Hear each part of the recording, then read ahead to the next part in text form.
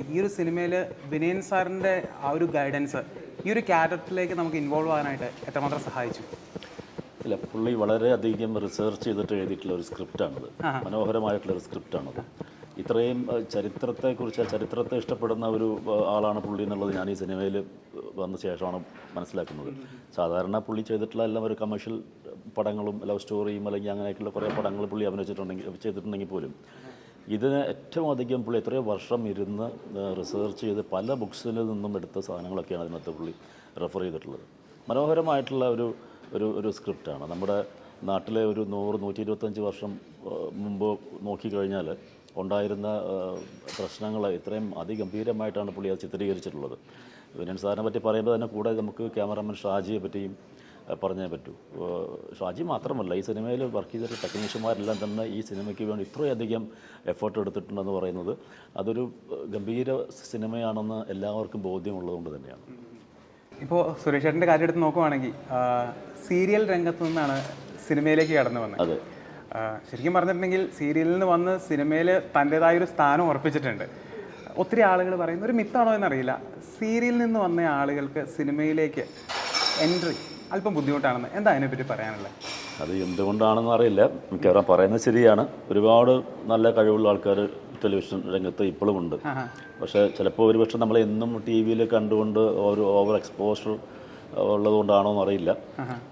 പിന്നെ ഇതൊരു ഭാഗ്യം കൂടിയാണ്. എനിക്ക് ആ ഭാഗ്യം കിട്ടിയ ഒരാളാണ് ഞാൻ. സ്ത്രീ എന്നൊരു സീരിയലിൽ അഭിനയിച്ചുകൊണ്ടിരിക്കുമ്പോഴാണ് എനിക്ക് വിനയൻ സാറിൻ്റെ അടുത്ത് നിന്ന് ഒരു കോൾ വരുന്നത് ആ സിനിമയിൽ അഭിനയിക്കാൻ വേണ്ടിയിട്ട്. അപ്പോൾ അങ്ങനെ പുള്ളി വിളിച്ചത് കൊണ്ട് ഞാൻ എന്നിവിടെ നിൽക്കുന്നു. ഒരുപക്ഷെ പുള്ളി വിളിച്ചില്ലായിരുന്നെങ്കിൽ ചിലപ്പോൾ ഞാൻ എന്നും സീരിയലിൽ ചിലപ്പോൾ നിന്നിട്ടുണ്ടായിരിക്കണം. ആ ഒരു കാലത്ത് ഇനി ഞാൻ സിനിമയിൽ വരും അങ്ങനെ ഉള്ളിലൊരു തോന്നലുണ്ടായിട്ടുണ്ടോ ഏതെങ്കിലും സമയത്ത്?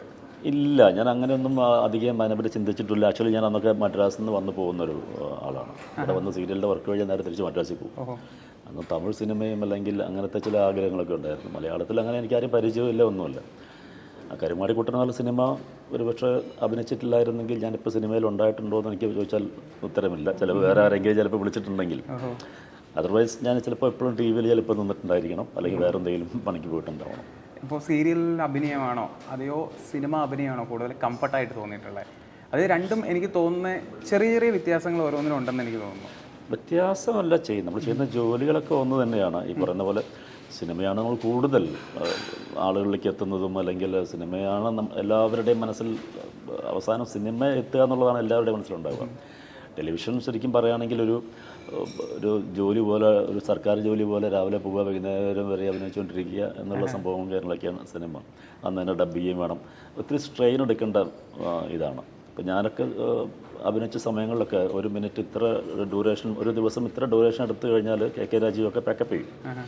അതൊരു 16 മിനിറ്റൊക്കെ അന്ന് മതിയെങ്കിൽ ഇന്ന് 40-50 മിനിറ്റ് നിങ്ങൾ ഒരു ദിവസം ഷൂട്ട് ചെയ്യണം.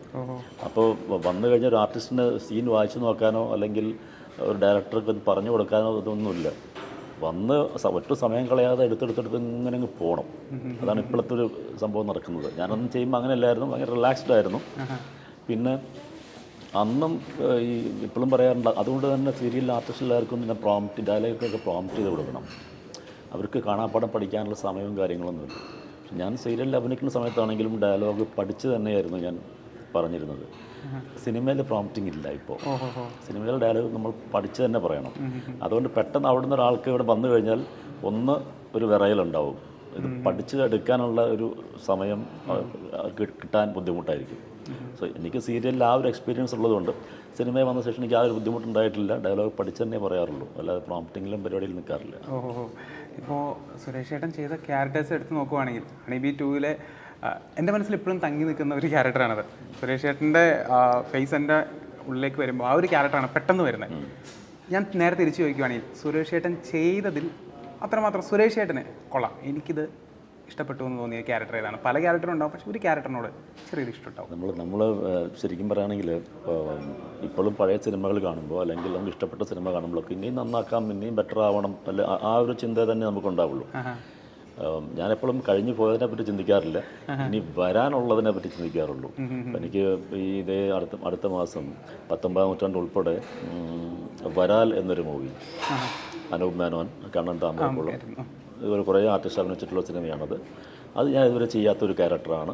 എനിക്ക് ഏറ്റവും ചെയ്യാൻ ഇഷ്ടപ്പെടുന്ന ടൈപ്പുള്ള ഒരു ക്യാരക്ടറാണത്. അതുപോലെ തന്നെ മഞ്ജു വാര്യരും സൗബിനും അഭിനയിക്കുന്ന ഒരു വെള്ളരിപ്പട്ടണം എന്നൊരു മൂവിയുണ്ട്. അതിലും എൻ്റെ ക്യാരക്ടർ ഞാൻ ഇതുവരെ ചെയ്യാത്തൊരു ക്യാരക്ടറാണ്. അപ്പോൾ ഞാനിനി വരുന്നതിലേക്കാണ് ശ്രദ്ധ വയ്ക്കുന്നത്. പാസ്റ്റ് അത്രേ ഉള്ളൂ, അത് പോയി അത്രേ ഉള്ളൂ. പിന്നെ അങ്ങനെ നോക്കുവാണെങ്കിൽ ഇത്രയും വർഷമായി ഈ ഒരു ഇൻഡസ്ട്രിയിൽ നിലനിൽക്കുന്നുണ്ട്. ഈ ഇൻഡസ്ട്രിയിൽ നിലനിൽക്കാനായിട്ട് സൗഹൃദങ്ങൾ എത്രമാത്രം ആവശ്യമാണെന്ന് അങ്ങനെ തോന്നിയിട്ടുണ്ടോ? സൗഹൃദവും ബന്ധങ്ങളും ഒക്കെ തന്നെയാണ് ഒരുപക്ഷെ ഞാനിപ്പോഴും ഇവിടെ നിൽക്കുന്നുണ്ടെങ്കിൽ. അല്ലാതെ ഒരു ഭീകര പെർഫോമൻസ് കാണിച്ചിട്ട് ഇവിടെ നിൽക്കുന്ന ഒരാളല്ല എന്നുള്ളത് എനിക്ക് നന്നായിട്ട് അറിയാം. എന്നെക്കൊണ്ട് ചെയ്യാൻ പറ്റുന്ന പോലെ ചെയ്യുന്നു. പക്ഷേ അതിലേക്ക് എത്തിപ്പെടുന്നതെല്ലാം തന്നെ എൻ്റെ സൗഹൃദങ്ങളാണ്. ഞാൻ സൂക്ഷിച്ചിട്ടുള്ള സൗഹൃദങ്ങൾ, ആ സൗഹൃദങ്ങൾ വഴി തന്നെയാണ് പല കഥാപാത്രങ്ങളും കിട്ടിയിട്ടുള്ളതൊക്കെ.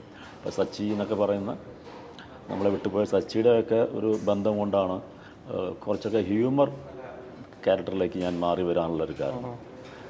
കാരണം റിയൽ ലൈഫിൽ ഞാൻ അങ്ങനെ ഒരു ബലപ്പെടുത്തുകാരനോ അല്ലെങ്കിൽ അങ്ങനത്തെ ആളൊന്നുമല്ല. ഭയങ്കരമായിട്ട് ഹ്യൂമർ ഇഷ്ടപ്പെടുന്ന ആൾ, അത്യാവശ്യം ഹ്യൂമർ പറയുന്ന ഒരാളും ഒക്കെയാണ് ഞാൻ. അപ്പോൾ അത് അടുത്ത് അറിയാവുന്ന ഞങ്ങളൊക്കെ ഒരുമിച്ച് താമസിച്ച ആൾക്കാരാണ്. സച്ചിയും ബിജു മേനോനും ഒക്കെ ഞങ്ങൾ ഒരുമിച്ച് താമസിക്കുന്ന ആൾക്കാരാണ്. അപ്പോൾ അവർക്ക് അറിയാം ഇവനെ കൊണ്ട് ഇങ്ങനെ ചെയ്യിപ്പിക്കാൻ പറ്റുമെന്നുള്ളത്. അത് ഒരു പക്ഷേ ആ ധൈര്യം വേറൊരു സംവിധായകൻ എടുക്കാൻ ബുദ്ധിമുട്ടായിരിക്കും. അപ്പോൾ അങ്ങനെയാണ് കുറേ സിനിമകൾ, ഈ അനാർക്കലിയും അല്ലെങ്കിൽ ഷെർലക് ടോംസും ചേട്ടായിസ് എന്നുള്ള മൂവീസും ഒക്കെ വന്നത് അങ്ങനെയാണ്. സിനിമയിൽ വന്ന ശേഷം അധികവും മമ്മൂക്കയുടെ കൂടെയായിരുന്നു അഭിനയിച്ചത്. ആരംഭകാലത്ത് തന്നെ മമ്മൂക്കയുടെ അടുത്ത വലയത്തിലെത്താനുള്ള ഭാഗ്യം ലഭിച്ചയാളാണ്. അദ്ദേഹത്തിന്റെ ഭക്ഷണക്രമം കാണുമ്പോൾ തനിക്ക് വലിയ അത്ഭുതം തോന്നിയിട്ടുണ്ട്.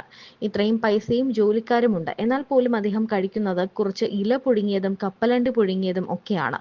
ഒരാൾ അയാളുടെ തൊഴിലിനു വേണ്ടി മാത്രമാണ് ആരോഗ്യത്തെ ഇങ്ങനെ നിലനിർത്തുന്നത്. അത് തനിക്ക് പ്രചോദനമായെന്നും സുരേഷ് കൃഷ്ണ പറയുന്നുണ്ട്. മമ്മൂട്ടിയെ പരിചയപ്പെടുന്നതിന് മുൻപ് തന്റെ ആഹാര രീതി മോശമായിരുന്നു എന്നാണ് സുരേഷ് കൃഷ്ണ പറയുന്നത്. മമ്മൂട്ടി തന്നെ പ്രൊമോട്ട് ചെയ്തു എന്നറിയില്ല. അങ്ങനെ ഉണ്ടെങ്കിൽ തന്നെ പുള്ളി പറയില്ല. സംവിധായകർ എന്നോട് അങ്ങനെ പറഞ്ഞിട്ടില്ല.